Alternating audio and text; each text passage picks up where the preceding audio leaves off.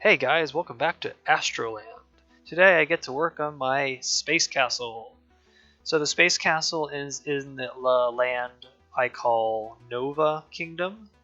I changed the name from Xeon Empire because I felt like Nova was a better fit for the area, and there are crystals in this environment, so this is more of a desert-esque environment, so maybe like Mars or some type of desert planet with an acid lake or water. This is kind of what you see here.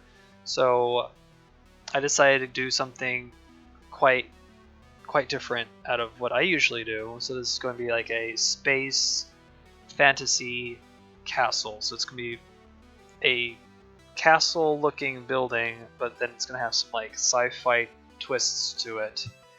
And I had a blast working on this one. So, and also the crazy thing about this one was I was building it on a diagonal as well. So I also wanted to make it something not straight, but something a little different on making it go diagonal into the land. So here I'm just figuring out my foundation of where the castle is going to sit. Inside the castle is going to be restrooms and an information booth because this park is actually quite large. And when the park gets quite large, guests get lost, so it's good to have a second or a third information booth in your designated areas. So at this point of the project, I'm about maybe about 45 to 50% finished. So it kind of is nice that it's catching up on speed a little bit. I'm not trying to go fast on purpose. I'm just going the speed that I know of comfortable when I'm building anything from any project I'm working on. I'm going at my speed, so it's kind of like this is how it's going. These cubes that are up on the top here are my color palette. So it's, if you don't want to keep going back and forth from the color picker, you can always just try just making a collection of pieces that are colored that you like, the colors you like, and then make that as your like art palette or something like an artist. And so it's the technique I was using in this build. I have other palettes also in the other lands because I want to give myself like a color rule set basically on what this land should be colored as, and it also helps identify that it's a different planet or different land because each land has to be different. You don't want them to be too the same, so that's kind of the idea of doing that. It kind of helps break up the project a little bit more when you have that. Here with the castle was kind of somewhat of a challenge, sometimes a little bit, but it was kind of like I was trying to make up my own architecture. That's the crazy thing about doing a fully fantasy like theme park. So space, first of all, space sci-fi is the theme I'm going for, and then I'm doing subset themes. So doing that is the challenge of thinking of new architecture and a little bit of like not normal building ways, you can say. So like for the castle here, I went for a brown color because it's the soil of the planet, so that's what they use as their concrete or their stone. And then red is maybe their kingdom color. Actually, I think it's purple is their kingdom color, because I think I picked purple for Nova, and then the Nova crystal is purple in this world. But I kind of like messed around with having sci-fi domes with arches, and then the new border pieces from the adventure pack, because they look a little bit like stone caps or something like that. They are just a little different, and they look like metal too. Well, they sound like metal when you listen. So that's kind of what I do here. Over here, it was easier to build my own domes off-site and then blueprint them on. So it's a little easier way to kind of like work on something instead of just being on the building you're working on. It kind of gets confusing sometimes, or the angle, or is it too high? So it's easier to build it off-site, tweak it, play with it, and then blueprint it, and then transfer it over to the actual giant project.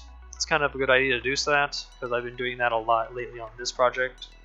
because as the build gets bigger, it's harder and harder to get to see or build it in certain angles because there might be a building next to it, or a mountain, or a whole group of trees, and it's easier to just kind of build pieces here and there and kind of bring it together at the end in a way.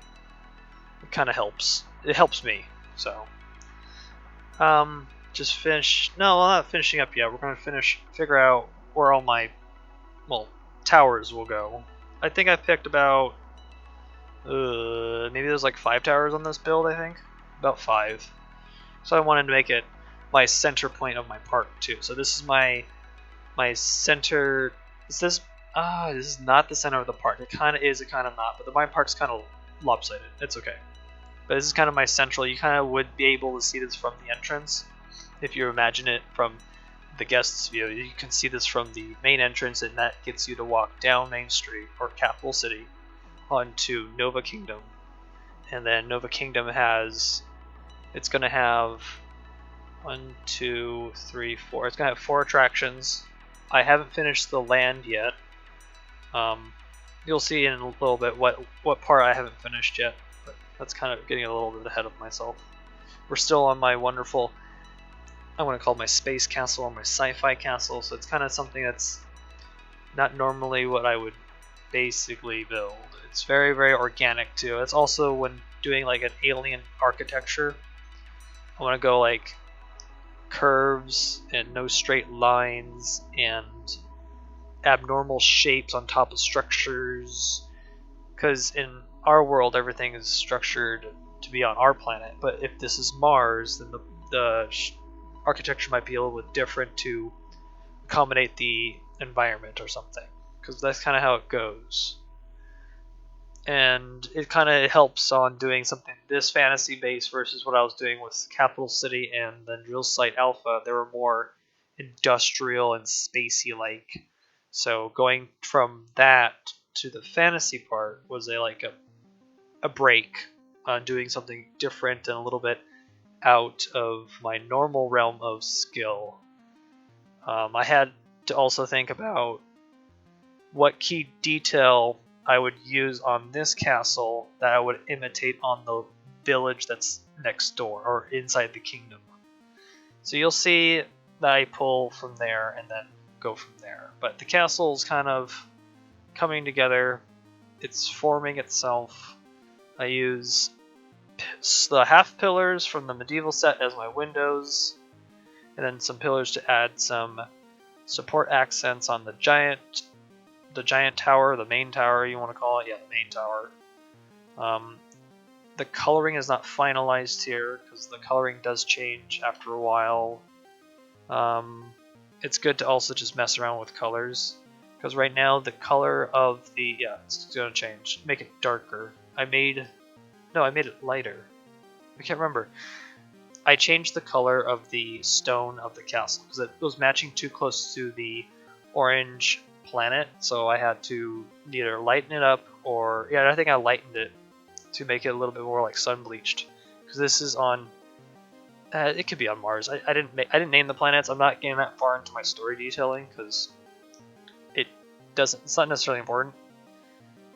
It kind of is. It's back and forth to think about what's important in storytelling and what helps you think on the like backstory of this planet and the backstory of that. It kind of helps on how you could build a full-fledged story in a way. Kind of. That's kind of what I think about it, because theme parks are a storytelling tool in a way. Yeah, they are. Yeah.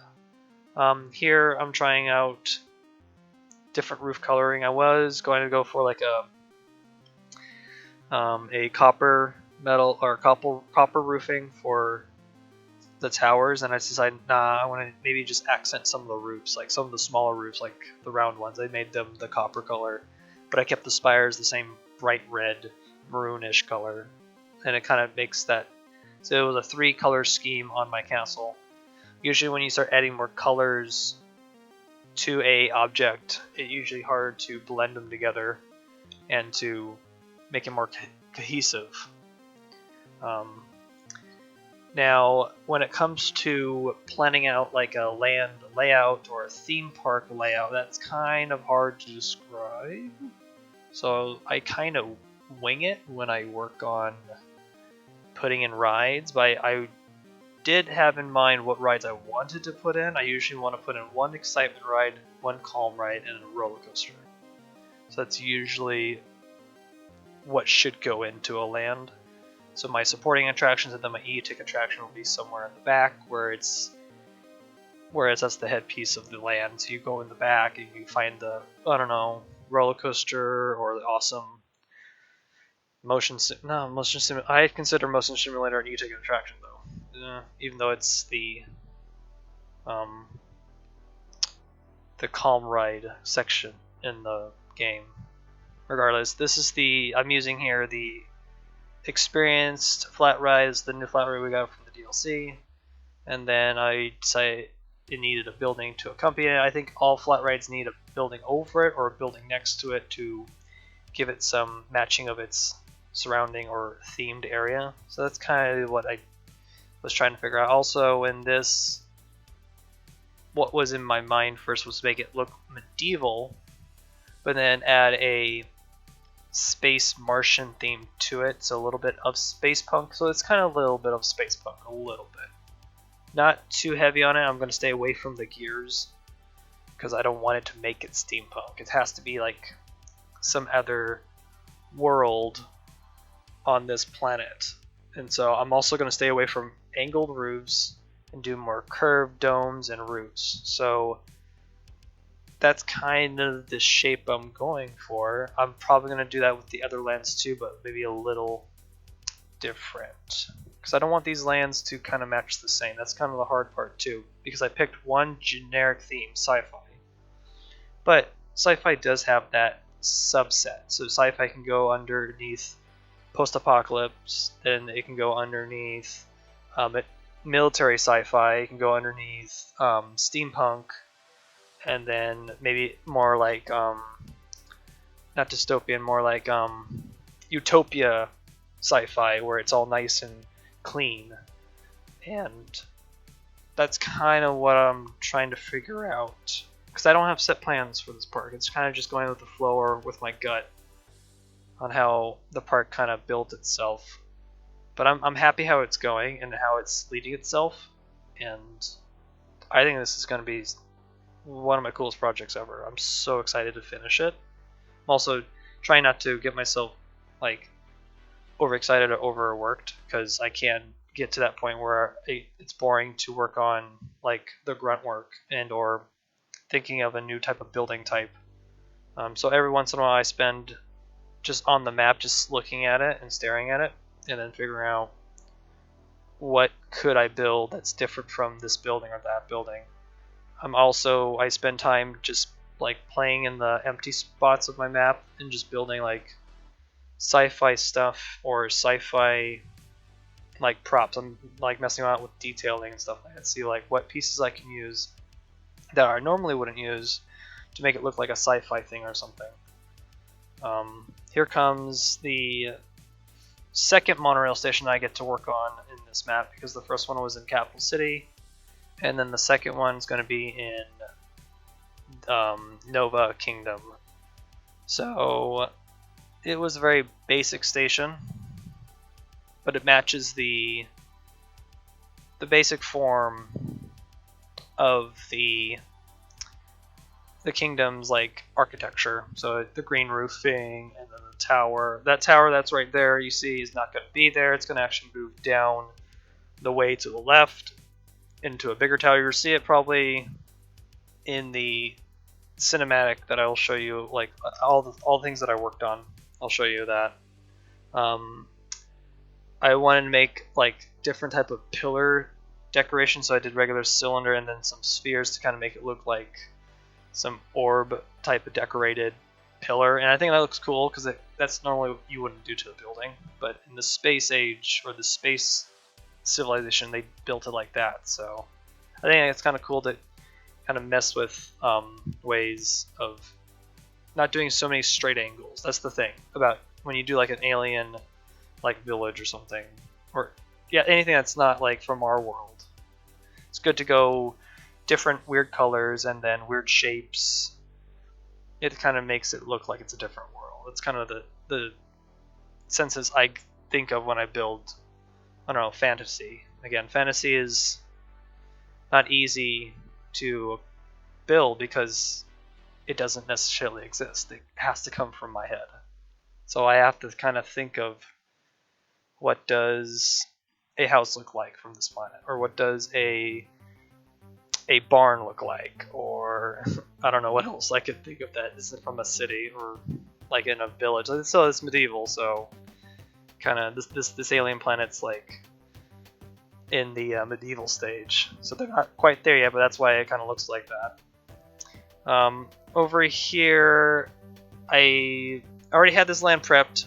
I built actually a coaster here. It was a inverted spinning coaster. Didn't like it, deleted it, reformatted the land, and then I get to build a log ride back here. But I also needed to build a food court because I feel like every land needs a food court, like your central hub point where you go and gather with your family or your friends as your meeting point. Hey, meet me here because I went on this ride, or blah blah blah. So it's going to go exactly on the other side of the monorail track. Now, there was two things I could have done with the monorail track because the monorail track was getting kind of in my way. I could have rerouted it and made it go around the land's perimeter, or just leave it where it was because it was just easier to leave it, but it was also a challenge to kind of cover it up to make it match the rest of the scenery. Now, as you can see on like first video, part 1, I did Capital City. I built the awning underneath it. It looks good, but in this, it didn't feel right to make it so solid. So I don't know if I get to work on it right here. Regardless, we're going to talk about the food court. Food court's going to be basically the same idea structure as the other buildings in the area, but a little bit different. So it's going to be more like a main hall or bigger looking hall of some sort. So curved roofing, and then a little roofing on the corner where the little restaurant or the depot is, and then I'm going to build a simple central clock tower in the center. And then yeah, my normal borders that I like using. Borders are always a good detail to add on to a building. I like this one. It turned out okay from a food court perspective because I built the I don't want to make the food court so ridiculously detailed. Sometimes I do, like I did with Drill Site Alpha. Just outside the food court, I decided to build my first outdoor seating area. So my first thought in my mind was to build something like the seating area in front of Village House in Fantasyland in Disneyland.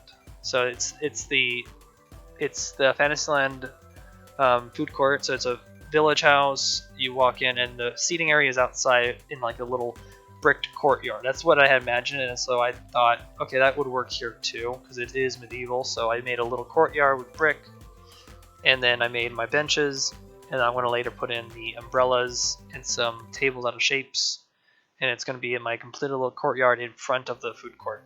And it's nice that I left the front of the food court's picnic area open, so maybe if I build a coaster later, which I should, it can go run up against it or something, or you can see it run by because you're sitting there eating your lunch or dinner and you watch a coaster go by like it's your entertainment.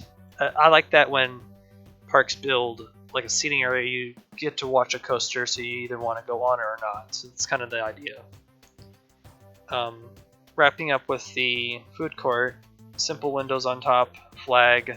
Purple flag is what I went for like the kingdom's colors.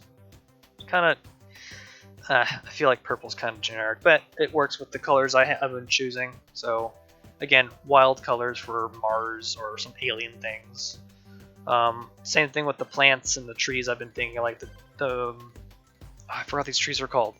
Sakura trees. They were pink, right? And so I made them red to match the, I don't know, Mars planet-ish. And then I broke up the red monotony of trees with the spooky tree, but it's like a gray-green.